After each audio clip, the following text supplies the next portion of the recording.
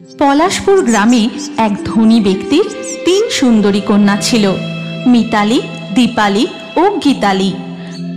তাদের রূপ দেখে সেই গ্রামের সকলেই তাদের দিকে অবাক হয়ে তাকিয়ে থাকত, আর তাই দেখে তাদের পিতা ভুবনবাবুর আনন্দের সীমা থাকত না। বুঝলে গিন্নি, আমার তিন মেয়ের এত রূপ, আমার অবস্থাও মন্দ নয়। তুমি দেখে নিও, আমার তিন মেয়েরই আমি খুব বড় ঘরে দিয়ে দেব। এইভাবে ভুবনবাবু তিন মেয়েকে নিয়ে যতই গর্ববোধ করতেন, ততই তাদের মেয়েদেরও অহংকার বেড়ে যেত। তারা সারা দিন কেবল নিজেদের রূপচর্চা নিয়েই ব্যস্ত থাকত। ভুবনবাবুর এক ভাইও ছিলেন, নাম বরুণ। সে ছিল খুবই দরিদ্র এবং অসুস্থ। খুব কষ্ট হচ্ছে তাই না বাবা? এই না, একটু জল খাও। তোমায় কত করে বলছি কবিরাজ মশাইকে একটা খবর দি, তুমি আমার কোনো কথাই শুনছো না। ওরে, কবিরাজ মশাইকে দিয়ে আর কিছু হবে না।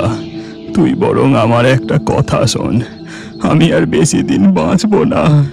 আমি মরে গেলে তুই তোর জ্যাঠা মশাইয়ের বাড়ি চলে যাস, সে তোকে নিশ্চয়ই ঠাঁই দেবে। এরপর সত্যি সত্যি বরুণ মারা যায় এবং পুরবী এসে ওঠে তার জ্যাঠামশাই ভুবনবাবুর বাড়ি।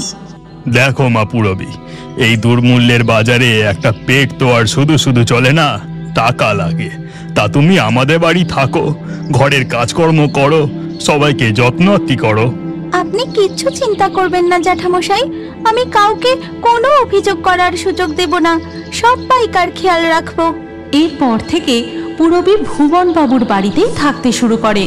পুরবী গরিব, তাকে দেখতেও ভুবনবাবুর মেয়েদের মতো অত সুন্দরী নয়। ধীরে ধীরে সে প্রায় তাদের বাড়ির কাজের লোক হয়ে ওঠে।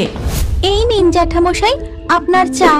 তা হ্যাঁ রে, তোর দিদিদের ঘরে সকালের খাবার দিয়েছিস তো? আর দুপুরের রান্নার জোগাড় হয়ে গেছে?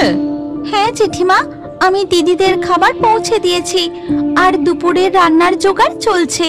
সময়ের আগেই সমস্ত রান্না হয়ে যাবে, আপনি কিচ্ছু চিন্তা করবেন না। এইভাবেই দিন কাটতে থাকে।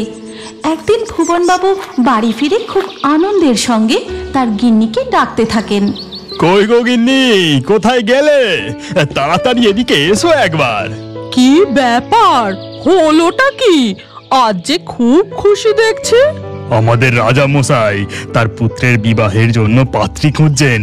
সেই খবর পেয়ে আমি মহারাজকে কাল আমাদের বাড়িতে খাবার জন্য আমন্ত্রণ জানিয়েছি। বলো কি? এ তো দারুণ ব্যাপার গো। তাহলে তো অনেক কিছু ব্যবস্থা করতে হবে। আমি এক্ষুনি পুরবীকে ডাকছি, ওকে সবকিছু বুঝিয়ে বলি কি কি করতে হবে।